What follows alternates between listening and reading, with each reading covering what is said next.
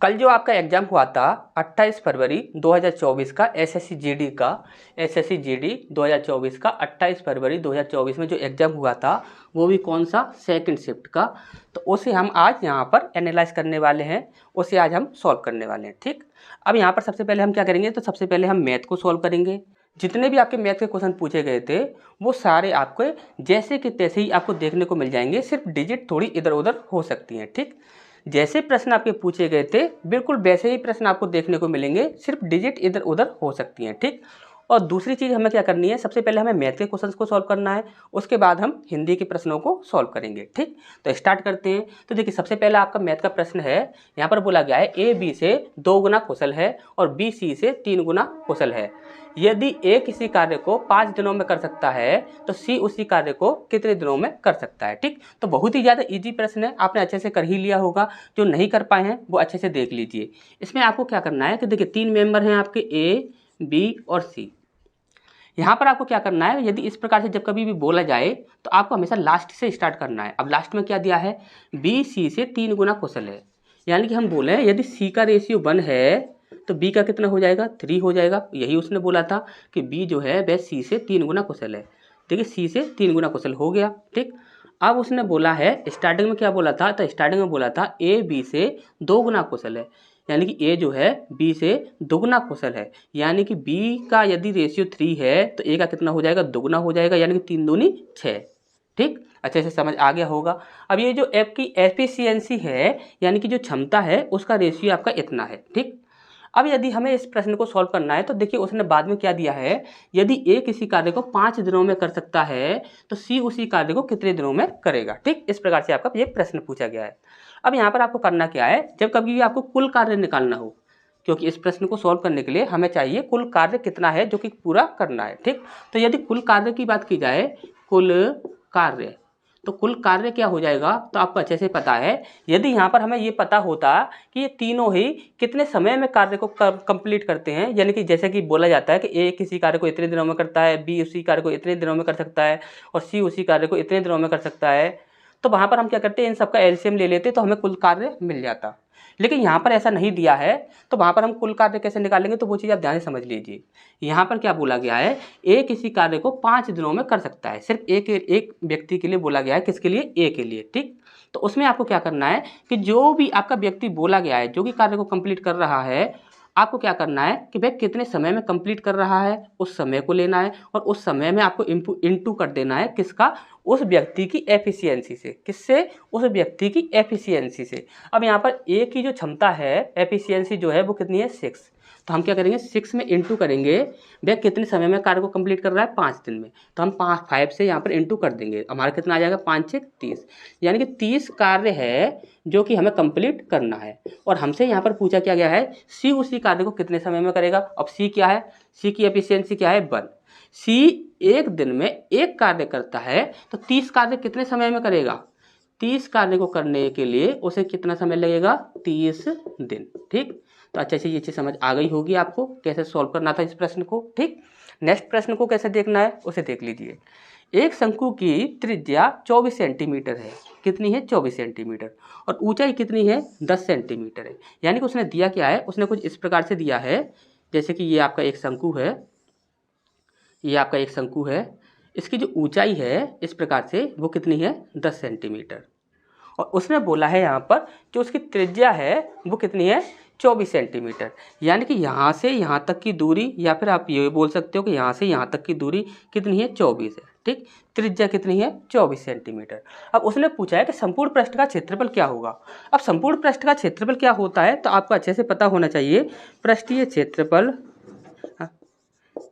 ये संपूर्ण पृष्ठीय क्षेत्रफल है। ठीक, हमने सिर्फ पृष्ठीय क्षेत्रफल लिखा है, संपूर्ण पृष्ठीय क्षेत्रफल है। अब संपूर्ण पृष्ठीय क्षेत्रफल का फॉर्मूला होता है पाई आर प्लस एल। ठीक, ये होता है। ठीक, अब उसने ऊंचाई दी है, यानी कि हाइट दी है, हाइट दी है 10 सेंटीमीटर, और हमें क्या चाहिए, ये तिर्रे की ऊंचाई चाहिए। ये जो तिर्रे की ऊंचाई है, ये जो तिर्रे की ऊंचाई है, यदि ये हमारे पास होती तो हम यहाँ पर इस प्रश्न को यहीं से सॉल्व कर देते, लेकिन हमें तिर्रे की ऊंचाई निकालनी होगी। तो तिर्रे की ऊंचाई निकालने के लिए जो फॉर्मूला होता है वो क्या होता है, रूट के अंदर ये जो आपकी त्रिज्या है उसका आप क्या करोगे, स्क्वायर कर दोगे, प्लस करोगे और जो ऊंचाई है उसका आप क्या करोगे, स्क्वायर कर दोगे। सिर्फ आपको इतना करना है। अब आपको अच्छे से पता है 24 का स्क्वायर कितना होता है, 576। कितना होता है, 576, और 10 का कितना होता है, 100 होता है। तो टोटल कितना हो जाएगा ये आपका, तो टोटल हो जाएगा रूट के अंदर 676, और 676 किसका होता है, तो वो होता है आपका 26 का। ठीक, तो आपको अभी यहाँ पर ये पता लग गया कि यहाँ पर तिर्यक ऊंचाई जो है वो कितनी है आपकी 26। तिर्यक ऊंचाई कितनी है आपकी 26। तो देखिए 26 है। अब इसे हम क्या करेंगे, इसे हम यहाँ पर रख देंगे और हमारा क्वेश्चन जो होगा वो सॉल्व हो जाएगा। तो पाई का मान कितना होता है आपका 22/7। ठीक, आर की वैल्यू कितनी दी हुई है 24 इंटू आर प्लस एर, यानी कि 24 और 26, ये टोटल कितना हो जाएगा, तो 20 और 20 40 और 10 50, टोटल कितना हो गया आपका 50। ठीक, अब यहाँ पर हमें क्या करना है कि इनका इंटू करना है और 7 से हमें इसमें डिवाइड करना है। तो सबसे पहले हम क्या करते हैं कि ऐसा कर लेते हैं कि ये 50 से 24 में इंटू कर लेते हैं, फिर उसके बाद 22 से इंटू कर देंगे तो काफ़ी आसान हो जाएगा। ठीक, तो यहाँ पर करते हैं 5 चौक 20, यानी कि 1 0 ये और 1 0 ये और 2 हासिल लग गई। ठीक, और 5 दूनी 10 और 2 12। ठीक, इतना हो गया। अब इसके बाद हमें 22 से इंटू करना है। ठीक, 22 से इंटू करना है तो यहाँ पर कितना हो जाएगा, 2 0 तो ये आपके ये हो गए, और 12 दूनी 24 की 4 हासिल लगी 2, और 12 दूनी 24 और 2 26, कितना हो गया आपका 26,400।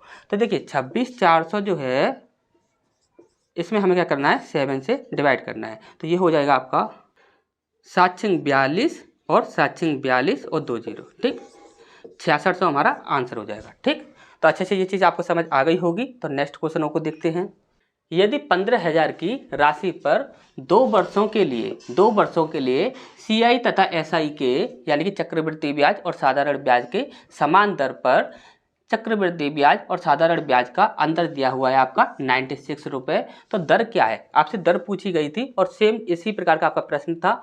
तो यहाँ पर देखिए आपको करना क्या था, आपको अच्छे से पता है कि यदि आपको दर निकालनी है, क्या निकालनी है, दर निकालनी है, तो उसके लिए क्या करना होगा, अंतर लोगे आप। अंतर लेने के बाद आपको क्या करना है, मूलधन लेना है। मूलधन में इंटू करना है R/100 से, और इसका हमें क्या कर देना है, स्क्वायर कर देना है। ठीक, यहाँ पर जो आपका अंतर होगा उसके बाद मूलधन उसका हमें इंटू करना है R/100 के स्क्वायर से। ठीक, अब यहाँ पर हम क्या करेंगे, तो यहाँ पर अंतर कितना दिया हुआ है आपका 96। ठीक, इक्वल टू मूलधन कितना दिया हुआ है आपका 15,000। ठीक, 15,000 आपका मूलधन है। इसके बाद इंटू दर आपकी दी हुई नहीं है तो यहाँ पर दर ही हमें निकालनी है, तो इसे हम R स्क्वायर कर देंगे और 100 का स्क्वायर करेंगे तो हमारा कितना हो जाएगा 10000। ठीक, इतना हो जाएगा। अब यहाँ पर हम देखते हैं तो देखिए 3 0 से 3 0 कैंसिल, 5 दूनी 10 और 5 तिया 15, 3 से आप इसे काट दीजिए, 3 तिया 9 और 3 दूनी 6, 32 में आप इंटू कीजिए, 2 दूनी 4 और 3 दूनी 6, ये कितना हो गया आपका 64। और 64 देखिए यहाँ पर 64 जो आया है वो किसके इक्वल टू में आया है, R स्क्वायर इक्वल टू 64। और 64 किसका होता है, यदि हम R स्क्वायर से हम यदि स्क्वायर हटाते हैं तो यहाँ पर क्या हो जाएगा, रूट चढ़ जाएगा। तो R की वैल्यू कितनी हो जाएगी, 8 8 64, यानी कि 8 हो जाएगा। ठीक, अच्छे से ये चीज़ आपको समझ आ गई होगी। 8% क्या हो जाएगी आपकी दर हो जाएगी। ठीक, 8%। ठीक, इसका नेक्स्ट प्रश्न को देखते हैं। A और B का अनुपात क्रमशः 2:3 है। AB इक्वल टू 35 है, तो A square plus B square equal to क्या होगा, ये प्रश्न आपसे पूछा गया था। ठीक, अब यहाँ पर हम देखते हैं, देखिए A और B का जो रेशियो है वो कितना है 2:3, और इनका योग कितना है 35। तो काफ़ी इजी प्रश्न है। 3 और 2 कितना हो जाएगा 5, तो 5x की वैल्यू कितनी दी हुई है आपने 35, x की वैल्यू कितनी हो जाएगी 5 7 35, यानी कि x की वैल्यू हो गई आपकी 7। ठीक, अब यदि हम यहाँ पर बात करें कि पहली वैल्यू कितनी हो जाएगी, तो 7 दूनी 14, और दूसरी वैल्यू कितनी हो जाएगी 7 तिया 21। और आपको क्या पूछा गया था, A square plus B square, यानी कि हम A स्क्वायर करें, यानी कि फर्स्ट जो वैल्यू है 14 का स्क्वायर करें, 14 का होता है आपका 196, और 21 का होता है कि आपका 441। ठीक, अब यानी हम ऐड कर देते हैं, ऐड करने के लिए बोला गया है, तो 6 और 1 7, 9 और 1 10 और 3 13 की 3 हासिल लगी 1, 4 और 1 5 और 1 6, यानी कि 637 जो है वो आपका आंसर हो जाता है। ठीक, तो अच्छे से ये चीज़ आपको समझ आ गई होगी। इसका नेक्स्ट देखते हैं। यदि A ratio B ratio C is equal to 2:3:4 है। ठीक, हमने पहले ही बोला है कि डिजिट आपकी आगे कुछ भी हो सकती हैं, लेकिन प्रश्न आपके सेम मिलेंगे, सारे प्रश्न आपके सेम मिलेंगे, सिर्फ डिजिट इधर उधर हो सकती हैं। ठीक, जैसे कि हमने यहाँ पर रखा है A ratio B ratio C is equal to कितना है 2:2, 3 और 4। ठीक, अब यहाँ पर हमसे पूछा गया है A B plus B C plus C A क्या होगा। तो बहुत ही ज़्यादा इजी था। यहाँ पर क्या करना था, ए और बी की वैल्यू कितनी है 3 और 2, और 3 और 2 को यदि हम जोड़ते हैं तो 3 और 2 कितना हो जाएगा 5 हो जाएगा। ठीक, इसके बाद बी और सी को जोड़ना है, यानी कि 3 और 4 को जोड़ना है, 4 और 3 कितने हो जाएंगे 7 हो जाएंगे। अब सी और ए को जोड़ना है, यानी कि 4 और यहाँ पर 2 कितने हो जाएंगे 6 हो जाएंगे। अब यदि ये कटते हैं तो आप काट दोगे, अगर नहीं कटते हैं तो यही हमारा बिल्कुल सही आंसर हो जाएगा। ठीक, तो नेक्स्ट क्वेश्चन को देखते हैं। इसका नेक्स्ट प्रश्न है, उन्हें देखते हैं। यहाँ पर बोला गया है 5 बच्चों की औसत आयु 14 वर्ष है, एक नए बच्चे के आ जाने से औसत आयु 13 वर्ष रह जाती है, तो नए बच्चे की जो आयु है वो क्या होगी। ठीक, तो बहुत ही ज़्यादा इजी है। क्या करना था, सिर्फ यहाँ पर आपको देखिए 5 बच्चों की औसत आयु 14 वर्ष है। यदि हम बोले कि 5 बच्चों की कुल आयु कितनी होगी, तो आप क्या करोगे, औसत आयु में आप जितने भी आपके बच्चे हैं उनको आप इंटू कर दोगे, तो वहाँ पर आप क्या निकल आएगा, तो टोटल जो आयु है 5 बच्चों की वो निकल कर आ जाएगी। ठीक, तो यहाँ पर 14 पंजे कितना होता है 70 हो गया। अब इसके बाद हमें क्या करना है कि उसने बोला है कि यदि एक बच्चा और आ जाता है तो औसत आयु जो है वह क्या हो जाती है 13 वर्ष रह जाती है।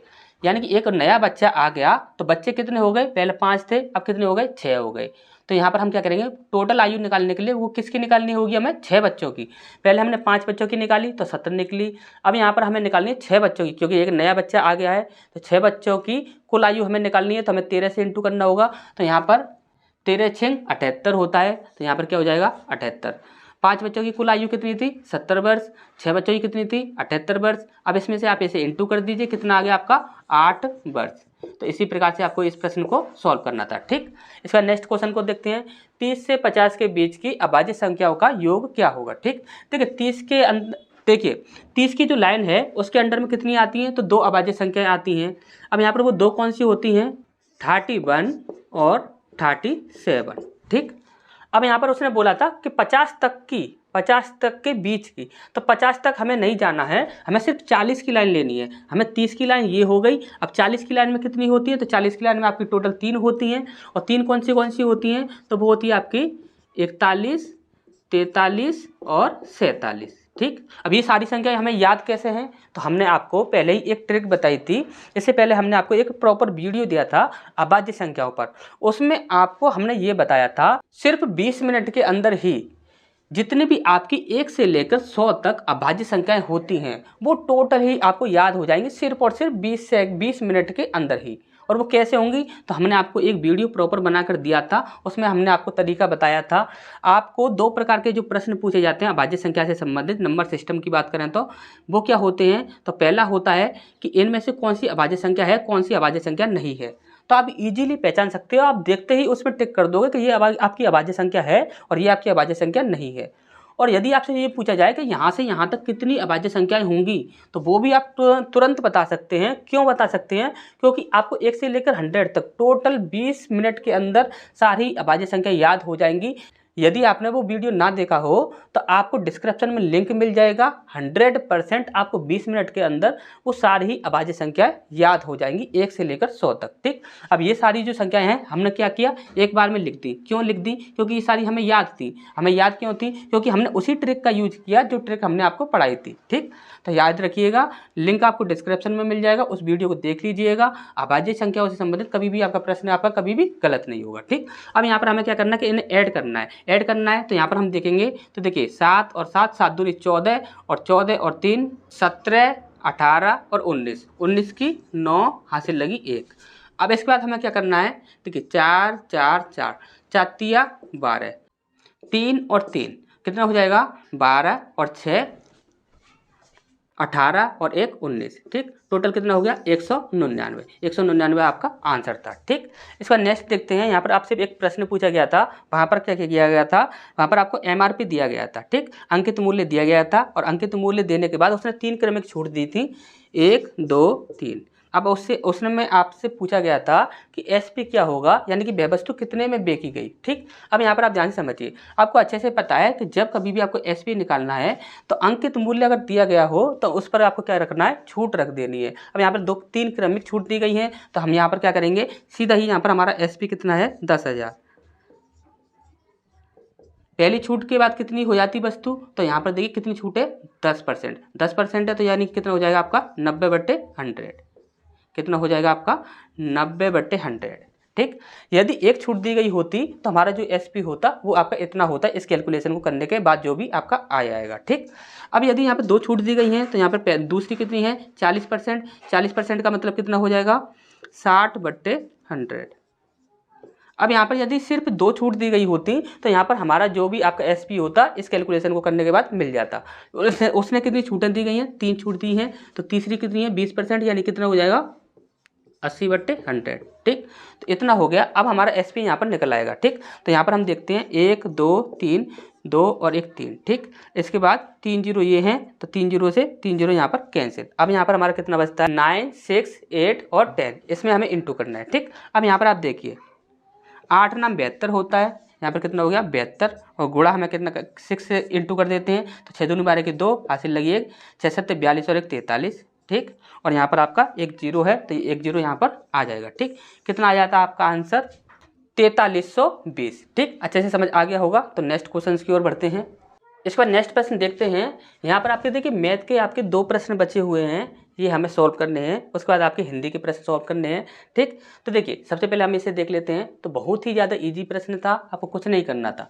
यहाँ पर पूछा गया था 5 8 और 15 के गुणज क्या होंगे। ठीक, 5 8 और 15 के जो गुणज है, जो गुणज क्या होगा, ये हमसे यहाँ पर पूछा गया था। एक गुणज पूछा गया था, आपके 4 ऑप्शन दिए गए थे। तो आप हमेशा ही याद रखिए कि ये जो आपकी संख्याएं दी गई हैं, इन संख्याओं से जो संख्या डिवाइड हो रही है, जो एक संख्या तीनों संख्याओं से डिवाइड हो रही है, वही आपका गुणज कहलाएगा। क्यों कहलाएगा, और इसमें चेक कैसे करना था आपको, तो वो चीज़ देख लीजिए। आप कैसे चेक कर सकते थे, यहाँ पर आप 15 को देखोगे तो ये क्या हो जाएगा आपका 5 × 3, 5 या 15। आप 3 से चेक कर लेते चारों ऑप्शंस को, जो ऑप्शंस कट रहा होता वो तो आपका सही था, जो नहीं कट रहा था वो आपका गलत था। ठीक, यहाँ पर हम देखें तो 5 यहाँ पर भी है, 5 यहाँ पर भी है, तो आप 5 से चेक कर सकते थे। 5 से जो संख्या कट रही होती वो आपका आंसर होता, जो नहीं कट रही होती वो आपका गलत होता। ठीक, यदि 8 की बात की जाए तो आप कर सकते हो 4 दूनी 8। ठीक, अब यहाँ पर 4 से चेक कर सकते थे।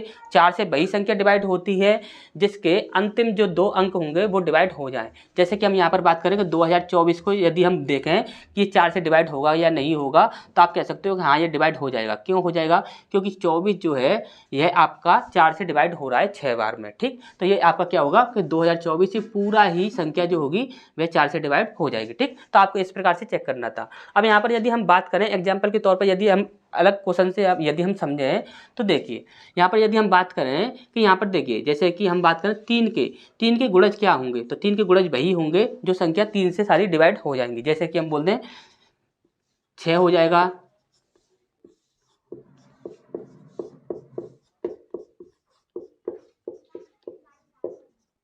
इस प्रकार से आप काफ़ी सारी संख्या रख सकते हैं जो कि 3 से सारी, जितनी भी 3 से संख्या डिवाइड होंगी वो सारी ही क्या हो जाएंगी, इसके गुणज हो जाएंगी। ठीक, अच्छा ये समझ आ गया होगा। एक मैथ का क्वेश्चन ये है, इसे भी हम यहाँ पर देख लेते हैं। तो आपका बार वाला प्रश्न पूछा गया था। अब ये कंफर्म नहीं है वो बार वाला प्रश्न किस प्रकार से दिया गया था, लेकिन हम आपको एक ये प्रश्न बता देते हैं। इस प्रश्न को देख लीजिए।